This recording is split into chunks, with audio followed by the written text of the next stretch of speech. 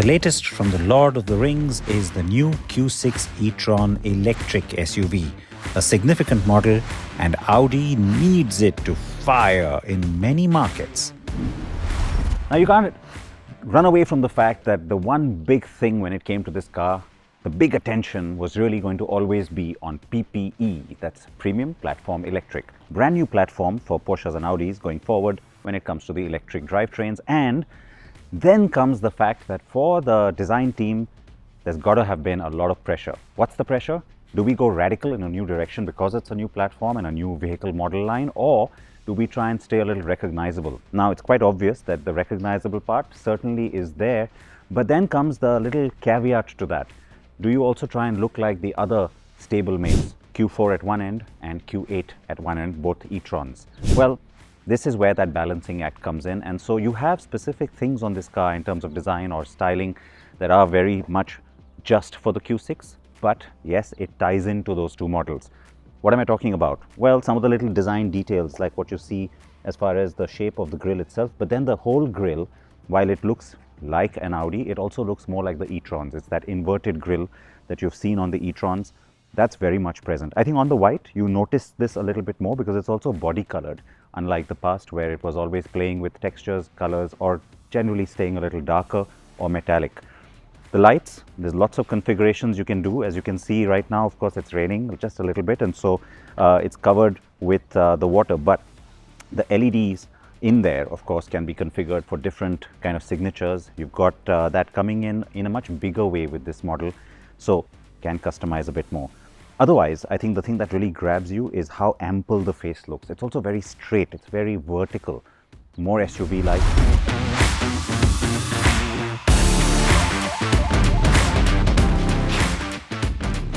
There are 8 DRL signature patterns you can choose from. And as you change them in the front, they also change concurrently at the rear.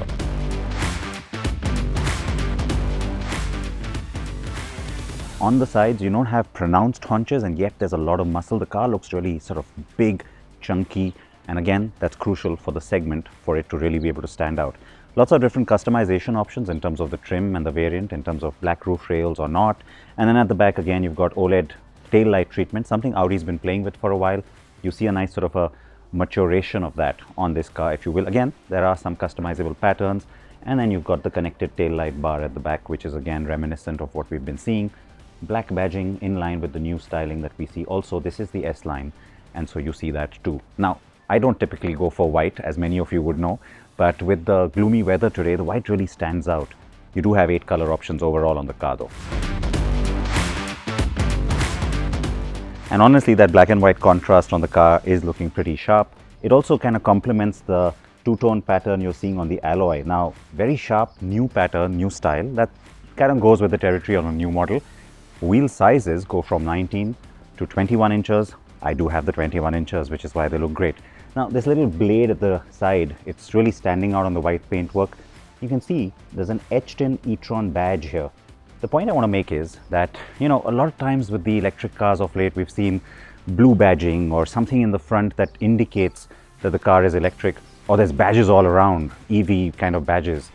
This is very subtle. The e-Tron is there, and then it's just a small e-Tron in the front grille, but that's it.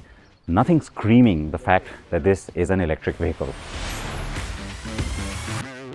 Now, 3 different platforms are being used to make Audi electric cars: MEB, MLB Evo, and the new PPE.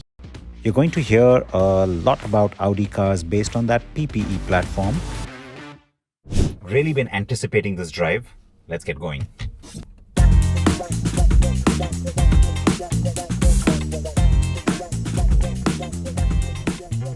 It's interesting how with electric cars you have this sound design where the car has its own sound that's of course artificially created. It gives it a character, and it's pretty pronounced on the Q6. Of course, that's customizable and you can turn it on or off or make it louder, but some of it is also down to pedestrian requirements and regulations in certain markets.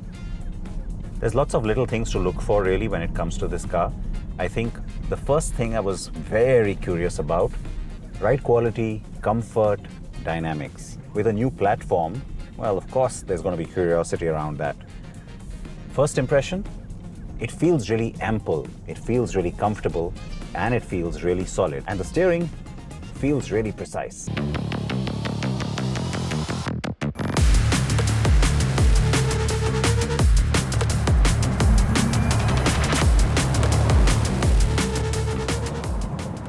The car has a newly developed front axle for much better driving dynamics. It gives the car a more supple ride feel at the same time, makes it a little bit more maneuverable and agile.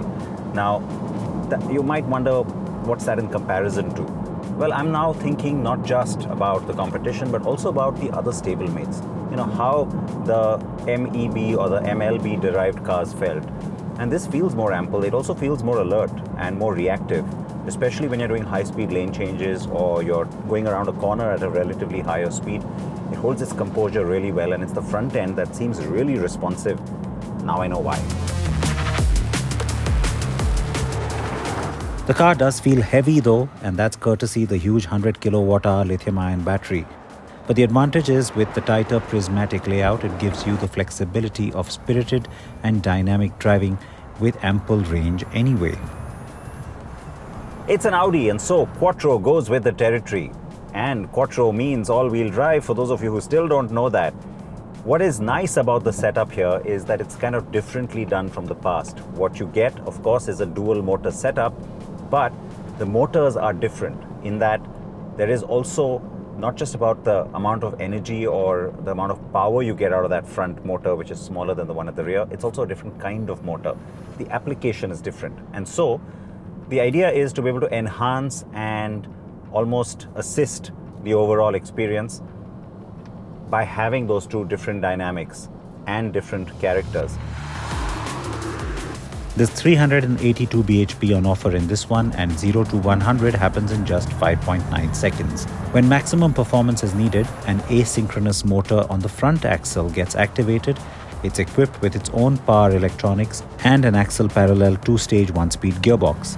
On the rear axle, the Q6 e-Tron has permanent magnet synchronous motors, which are also coupled to a 2-stage 1-speed gearbox with an axis parallel design. So this even applies to the recuperation. There are different modes depending on the speed you're at and the braking energy you're putting in terms of the pressure or the urgency with which you brake. That actually decides how the car recuperates energy in the most efficient manner. It can now bring in a lot more as compared to the previous setup that we've seen on the Q8 e-Tron or on the Q4 e-Tron. Now, in case you're wondering, Audi Drive Select, alive and well with the PPE cars, and so you get the stuff you're used to, but when you get into Drive Select, unlike the previous iterations where you had something called Auto, now you have something called Balanced. That's nice because, as the name suggests, it doesn't just try and give you the best of both worlds, which it does, but it also adapts to your driving style. It also adapts to other external sort of inputs that it's getting, the kind of speed you're going at, the kind of road that it is, navigation data that might suggest a highway versus a country road or a city road, and then of course tries to find you that balance of comfort, efficiency and dynamics, which is nice, and I've tried to sort of use it more extensively now. I am finding the advantage of doing it. I'm also finding the car behaving a little bit differently as I keep gobbling up these kilometers. The Q6 e-Tron can go to 625 kilometers on a single charge, and energy recuperation plays a big role. Single pedal driving always works just fine. I think you've all heard me talk about it before. Works very nicely in this. You do have 4 different recuperation modes that you can actually activate. Again, there is an auto, but single pedal is the way to go. Besides all the ADAS and safety features, there's also a lot more tech on board. Augmented reality. Yes, you've got this really big, huge setup for the head-up display. Now that's optional, but certainly something that's a bit of a game changer. It could be a little bit of a standout as well, if you will, because how else do you really separate these cars which are so fully loaded? Well, that's one way. New graphics and pretty cool, very intuitive and very useful. Your route is looking good. You will reach your destination at 18 o'clock 17 minutes. There is an AI assistant on board. We've seen that before, but now it also packs in Chat GPT. That's coming on the production cars. The other thing, optional of course, is having some speakers for some of these spoken instructions right here in my headrest. So it doesn't bother everybody else. It's not that loud, but you definitely hear it, even if you're listening to loud music. The Q6 e-Tron has a large footprint, and with a generous wheelbase of 28.99mm, it has good space on the inside.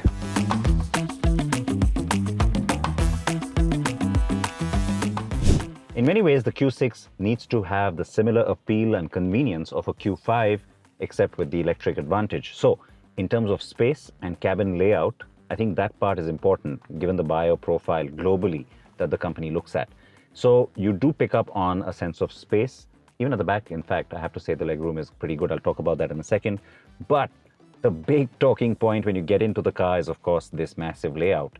Now, Audi has prided itself for some time on the virtual cockpit, pioneering that space and then making sure that it kind of stays ahead of the curve of the competition, because everybody's doing these big screens.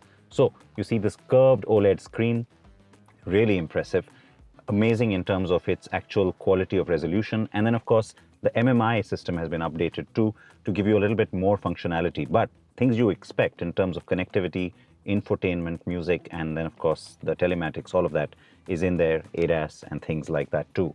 Steering wheel, different size and different shape. Now again, trying to be a little different from the usual Q range, and that part becomes obvious. You have the little capacitive touch panels here, which are nice and easy to use, but of course takes getting used to because you're sliding rather than punching buttons. Yet there is a bit of haptic response. Certainly the haptic response on the screen here is pretty excellent. And then you get a whole lot more functions in terms of more apps that you can download and use on the car. And then a whole lot more when it comes to the connectivity and different options that the car comes with. There is more that's embedded into this, which will of course make its way to the other models too. Passenger screen. Now, again, a lot of car makers playing with that. It has the personal, the privacy options, so that the driver doesn't get distracted when they're driving. They don't really see what's happening on that screen, and it's kind of exclusive for the co-driver or the front passenger. It's nice, it is a sign of the times, and of course it's finished nicely, though it's an LCD panel. You see a lot of customization options. The car I have right now has the pearl beige interior, but you also get gray, and then there's also a much darker, sportier version on the S models or the S line, which has red stitching.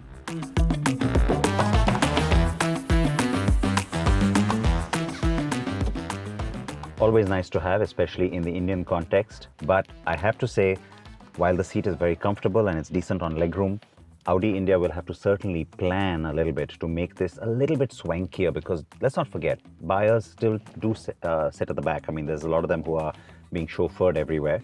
But so while this is functional from a European aspect, I think from an Indian point of view, it needs to be swanked up a little bit. So you've got to have a little more bolstering, maybe a little more under thigh support. And you could have some functionality, if it's possible, in this drop-down armrest, at least a wireless charger for your phone, if nothing else. Something to think about. But otherwise, in terms of space, in terms of comfort, seat back angle, AC controls, rear seat warmers, which by the way here, I think today on a cold, damp day like this one, feels really nice. But in the Indian context, again, think about it, could be seat ventilation for the rear as well. The next morning, I had the chance to quickly jump in to the SQ6 also. The more powerful avatar of the car. 510 bhp impresses a lot. 0 to 100 kilometers, just 4.3 seconds. It's exciting at every level. It's taut, and visually, the changes are very subtly enhanced. Audi will also bring an RS Q6 e-Tron somewhere down the line. I can't wait for that one. India will get both the cars for now, though it will initially just be the Q6 e-Tron Quattro. The SQ6 will come a little bit later in 2025. Expect prices to sit between 79 and 89 lakh rupees for the Q6 and just over a crore for the S model.